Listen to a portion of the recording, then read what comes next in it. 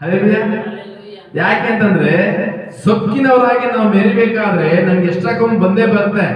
ನೀವ್ ಎಲ್ಲೇ ಹೋಗಿ ಅದು ಆಟೋಮೆಟಿಕ್ ಬರುತ್ತೆ. ನಾನು ಅನ್ನೋ ತನ ಬರಲ್ಲ ಯಾರು, ನಾನು ನಂದು ಅನ್ನೋ ಬರಲ್ಲ ಯಾರು. ನಾವು ಕರ್ತನನ್ನ ಅರ್ಥಕೊಂಡು ಇವಾಗೂ ಸಹ ನಾನು ಅಂತಾನೆ ಮೆರಿತೀವಿ. ದೇವರನ್ನ ಅರ್ಥಕೊಂಡು ಇವಾಗೂ ಸಹ ನಾನು ನಂದು ಅಂತ ನಾನು ಮೆರಿತೀವಿ. ಇಲ್ಲಿ ನೋಡಿ, ದೇವರು ಇಬ್ಬರಿಗೆ ಹೇಳ್ತಾರೆ, ಸೊಕ್ಕಿನವರಿಗೆ ಕುಗ್ಗಿದವರಿಗೆ, ಇವರಿಬ್ಬರಿಗೆ ದೇವರು ಜಡ್ಜ್ ಮಾಡ್ತಾರೆ. ಹಲ್ಲೆಲೂಯಾ. ನಾವು ಕರ್ತನ ಸಮ್ಮುಖದಲ್ಲಿ ಯಾವಾಗಲೂ ಕುಗ್ಗಿರೋರಾಗಿರ್ಬೇಕು. ಏನಾಗ್ಬೇಕು? ಇನ್ನೊಬ್ರು ಏನ್ ಮಾಡ್ಬೇಕು? ತಿಳ್ಕೊಬೇಕು. ನಮ್ಮ ಕಾರ್ಯಗಳನ್ನ ನೋಡಿ, ನಾವು ನಡೆಯುತ್ತ ನಡವಳಿಕೆಗಳನ್ನ ನೋಡಿ ನಮ್ಮನ್ನ ಹಿಂಬಾಲಿಸ್ಬೇಕು. ಆ ರೀತಿ ನಾವು ಬೆಳಿಬೇಕು. ಆ ರೀತಿ ಬೆಳೆದ್ರೆ ದೇವರು ನಮ್ಮನ್ನ ಕುಗ್ಗಿನವರ ಆದಂತ ನಮ್ಮನ್ನ ದೇವರು ಆತನ ಸಮ್ಮುಖಕ್ಕೆ ಕರ್ಕೊಂತಾರೆ. Hallelujah, hallelujah. ಯಾವಾಗ ನಾವು ದೇವರನ್ನ ಅರ್ಥಕೊಂಡು ದೇವರ ವಾಕ್ಯವನ್ನು ಹೇಳ್ಕೊಂಡು ಪ್ರಾರ್ಥನೆ ಮಾಡ್ಕೊಂಡು ಬೈಬಲ್ ಇಟ್ಕೊಂಡು ನಾವು ಸೊಕ್ಕಿನವರಾಗಿ ನಾವು ಮೆರೆದ್ರೆ ದೇವರು ನಮ್ಮ ಕಡೆ ನೋಡ್ತಾರ? ನೋಡೋದಿಲ್ಲ. ಹಲ್ಲೆಲೂಯಾ. ನಿನಗೂ ಲೋಕದಲ್ಲಿ ವ್ಯತ್ಯಾಸದಿಂದ ಬಾಳಿದ್ರೆ ನೋಡೋದೇ ಇಲ್ಲ. ಹಲ್ಲೆಲೂಯಾ. ನೋಡಿ, 2025ರಲ್ಲಿ ದೇವರು ನಮಗೆ ವಾಗ್ದಾನವಾಗಿ ನಮ್ಗೆ ಹೇಳ್ತಾರೆ, ನಾವು ಎರಡು ವಿಧವಾಗಿ ನಾವು ಇದ್ದೀರಿ. ಈ ಎರಡು ತರ ನಮ್ಮಲ್ಲೇ ಇದೆ. ಸೊಕ್ಕಿನವರು ನಾವೇ, ಕುಗ್ಗಿದವರು ನಾವೇ. ಒಪ್ಕೊಂತೀರಾ? ಸೊಕ್ಕಿನವರು ನಾವೇ, ಕುಗ್ಗಿದವರು ನಾವೇ. ಆ ಸೊಕ್ಕನ್ನು ನಾವು ಮುರಿಬೇಕು ಅಂತಂದ್ರೆ, ಅದನ್ನ ಮುರಿಬೇಕು ಅಂತಂದ್ರೆ ದೇವರೇ ಬರಬೇಕಾಗಿತ್ತು. ಆತನ ಪ್ರೀತಿನೇ ನಮಗೆ ಬೇಕಾಗಿತ್ತು. ನಮಗೆ ಸೊಕ್ಕಿನ ಕಣ್ಣುಗಳು, ಸೊಕ್ಕಿನ ಕೊಂಬುಗಳು, ಸೊಕ್ಕಿನ ಅಹಂಭಾವಗಳು, ನಾನು ಅಂತ ಹೆಮ್ಮೆ ತಾನೆ, ನಾನಂತ ಗರ್ವ, ಇವೆಲ್ಲ ಮುರಿಬೇಕು ಅಂತಂದ್ರೆ ಕರ್ತನಾದ ಯೇಸು ಕ್ರಿಸ್ತನೇ ಬರಬೇಕಾಗಿತ್ತು. ಹಲ್ಲೆಲೂಯಾ. ನಾವು ಕುಗ್ಗಿದವರಾಗಿ ನಾವು ಬಾಳೋದಾದ್ರೆ ನಮ್ಮ ಜೊತೆಲಿ 4 ಜನ ಪ್ರೀತಿಯಿಂದ ಮಾತಾಡ್ತಾರೆ. ಅದೇ ನಾವು ಸೊಕ್ಕಿನವರಾದ್ರು ಬಾಳಿದ್ರೆ ಯಾರಾದ್ರೂ ಒಬ್ರು ಮಾತಾಡ್ತಾರೆ ನಮ್ಮ ಹತ್ರ. ಎಕ್ಸಾಂಪಲ್ ಹೇಳ್ತೀನಿ, ನೋಡಪ್ಪ ಎಷ್ಟು ಅಹಂಕಾರ ಅಂತ ಹೇಳ್ತಾರೆ ಇಲ್ವಾ? ಇವಾಗ ನೀವೇ ನೋಡಿ, ಯಾರಾದ್ರೂ ಒಂದು ಬೈಕಲ್ಲಿ ನೀವು ಕೂತಿರ್ತೀರ ಅಂಗಡಿಯಲ್ಲಿ, ನಿಮ್ ಮುಂದೆ ಒಂದು ಫೀಲಿಂಗ್ ಮಾಡ್ಕೊಂಡು ಹೋಗ್ತಾರೆ ತಿಳ್ಕೊಳ್ಳಿ. ಯಾರಾದ್ರೂ ನೀವೇನಂತೀರ? ಎಷ್ಟು ಅಹಂಕಾರ, ಎಷ್ಟು ದುರಹಂಕಾರ ಹೇಳ್ತಿರಲ್ವಾ? ಹಲ್ಲೆಲೂಯಾ. ಆ ರೀತಿ ನಾವು ಬಾಳೋದು ಬೇಡ ಅಂತಾನೆ ದೇವರು ನಮ್ಗೆ ಏನಂತಾರೆ? ಕುಗ್ಗಿದವರಾಗಿ ನಮ್ಮ ಬಳಿಯಲ್ಲಿರಿ ಅಂತ. ಹಲ್ಲೆಲೂಯಾ. ಕುಗ್ಗಿದವರಾಗಿ ನಾವು ಬೆಳೆಯಬೇಕು. ಮೊದಲನೇ ವಾಕ್ಯ ಓದಿ. ಯೆಹೋವನೇ, ನೀನು ಯಾಕೆ ದೂರವಾಗಿ ನಿಂತಿದ್ದಿ? ಕಷ್ಟ ಕಾಲದಲ್ಲಿ ನೋಡಿ, ಈಗ ಸೊಕ್ಕಿನವರಾಗಿ ನಾವು ಬಾಳಿದ್ರೆ ನಮ್ಮ ಕಷ್ಟ ಕಾಲದಲ್ಲಿ ದೇವರು ನಮ್ಮನ್ನ ಬಿಟ್ಟು ಮರೆಯಾಗ್ತಾರೆ. ನಂಗೆ ಎಂತ ಸಮಯ ಬಂದರೆ, ಈಗ ಬರುತ್ತೆ, ಒಂದು ಹಾಸ್ಪಿಟಲ್ ಬೆಡ್ ಅಲ್ಲಿ ಮಲಗಿರ್ತೀನಿ, ಯಾರು ನನಗೆ ನೋಡೋರಿಲ್ಲ, ದೇವರು ಡಾಕ್ಟರ್ ಅನ್ನೋ ಪೊಸಿಷನ್ ಇರ್ತೀನಿ. ದೇವರೇ ಅಂತಾರೆ ಗೊತ್ತಿಲ್ಲ, ಡಾಕ್ಟರ್ ಅಂತಾರೆ ಗೊತ್ತಿಲ್ಲ, ಆ ರೀತಿ ಪೊಸಿಷನ್ ಇರ್ತೀರಿ. ಆವಾಗ ನಮಗೆ ಗೊತ್ತಾಗುತ್ತೆ ದೇವರ ಬೆಲೆ. ಹಲ್ಲೆಲೂಯಾ. ಆವಾಗ ನಾವು ಕೇಳ್ತೀರಿ, ಕಷ್ಟ ಕಾಲದಲ್ಲಿ ದೇವರೇ ಯಾಕೆ ನನ್ನನ್ನು ಬಿಟ್ಟು ಮರೆಯಾಗಿದ್ದೀರಿ?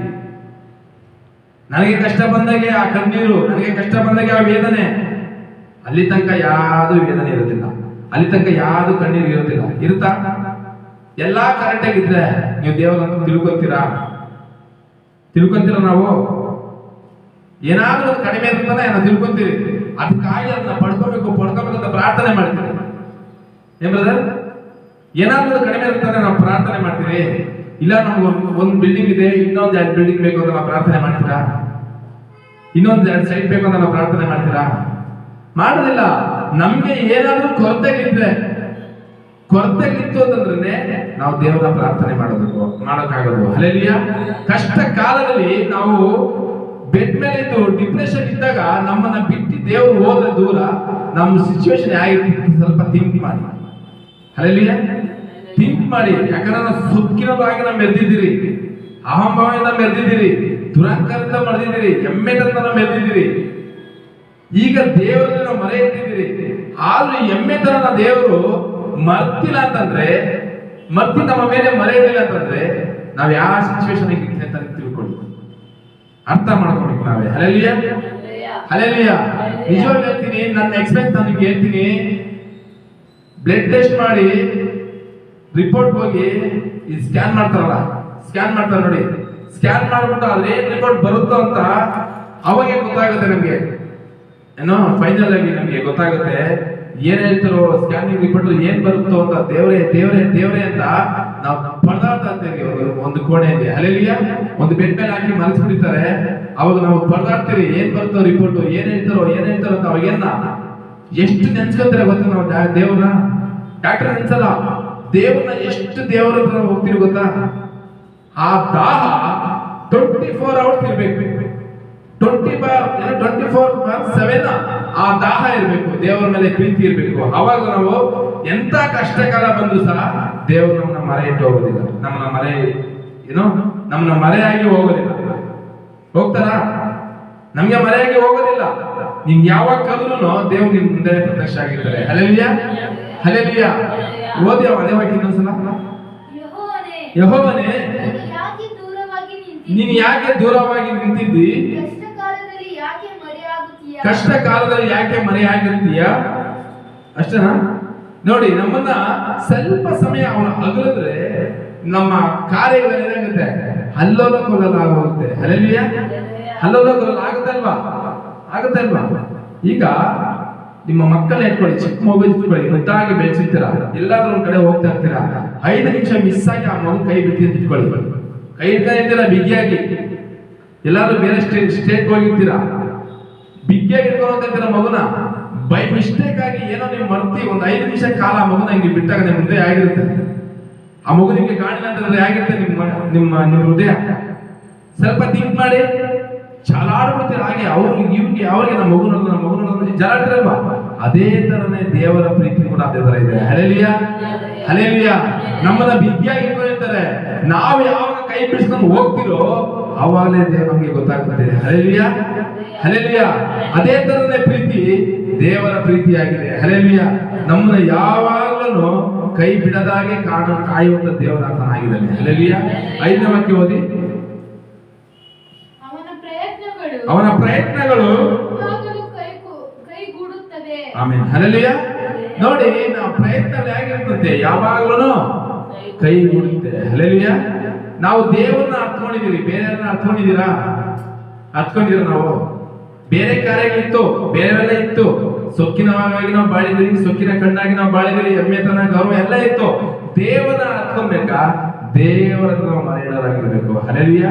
ಯಾವಾಗಲೂ ದೇವರೊಬ್ಬನೇ ಶಿಕ್ಷಣಂತ ಮಕ್ಕಳು ನಾವು ಆಗಿರ್ಬೇಕು. ಹಲ್ಲೆಲೂಯಾ. ನಮ್ಗೇನು ಆಸ್ತಿ ಐಶ್ವರ್ಯ ನಮ್ಗೆ ಬೇಕಾಗಿಲ್ಲ. ನನ್ನ ಸೊತ್ತು ಮೇಲೆ ನನ್ನ ಆತ್ಮ ನಷ್ಟ ಆಗಬಾರ್ದು. ಹಲ್ಲೆಲೂಯಾ.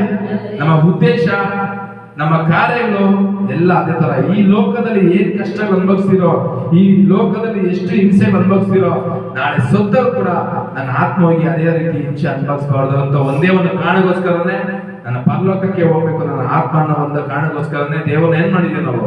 ಬಿಗಿಯಾಗಿ ನಾವು ಇಟ್ಕೊಂಡಿದೀವಿ. Hallelujah hallelujah. ಈಗ ಮನುಷ್ಯನ ಆದ್ಮೇಲೆ ಹೋರಾಟ ನಮ್ಗೆ ಇರ್ತಾ ಇಲ್ವಾ? ಎಲ್ಲವನ್ನು ಜಯಿಸಿ ಹೋಗ್ಬೇಕು ಅಂತಾನೆ ದೇವರು ನಮ್ಗೆ ವಾಗ್ದಾನ ಮಾಡ್ತಾರೆ. Hallelujah hallelujah. ಅರ್ಥ ಆಯ್ತಾ? ಎಷ್ಟು ಕ್ರಮವಾಗಿ ಇರ್ಬೇಕು ಅಂತಂದ್ರೆ ದೇವರನ್ನು ಬಿಗಿಯಾಗಿ ಇಟ್ಕೊಂಡ್ರೆ ದೇವರು ನಮಗೆ ತಿಳಿಸ್ಕೊಡ್ತಾರೆ. 9ನೇ ವಾಕ್ಯ ಹೋಗೋಣ. ಗವಿಯಲ್ಲಿ ಅಡಗಿಕೊಂಡಿರುವ